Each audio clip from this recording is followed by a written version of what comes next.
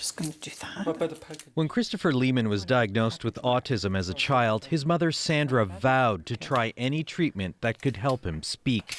Treatments that sound scientific but aren't actually backed by mainstream science. Here we have biocalibration electrodermal screening. What is that? It was to bring his body into balance.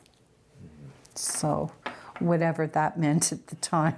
Then there was the chiropractor who said he could, in his words, correct autism. He just kept saying, well, you know, we need to go a little bit further.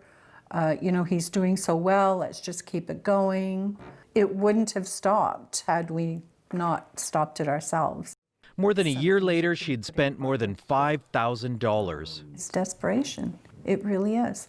Because there was no guidance before from anybody. The Canadian Pediatric Society is trying to offer that guidance to doctors to better inform them about complementary and alternative autism treatments on the market, from low-risk interventions like vitamins and special diets to high-risk therapies such as chelation and hyperbaric oxygen treatments. The list doesn't include everything. Hey, Annette. How are you? Good, thanks. One of the authors, a leading autism researcher, says unproven therapies can be a drain on time, financial, and emotional resources. But doctors have to accept that won't stop parents from trying them. We're not ultimately the gatekeepers for some of these treatments, and that complementary alternative practices are often part of the approach to healthcare. I would have liked to have them focus more on the risks towards the child.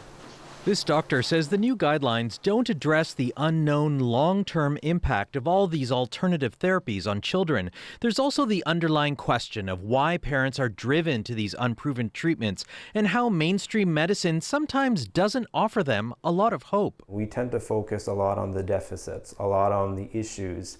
We don't always focus on strengths, and I think that that's something that needs to be always addressed. What do you think? As for Sandra Hart, she has no regrets trying alternative treatments. She says if she didn't, it would leave her wondering if she did everything possible to help her son. Vic Adopia, CBC News, Innisfil, Ontario.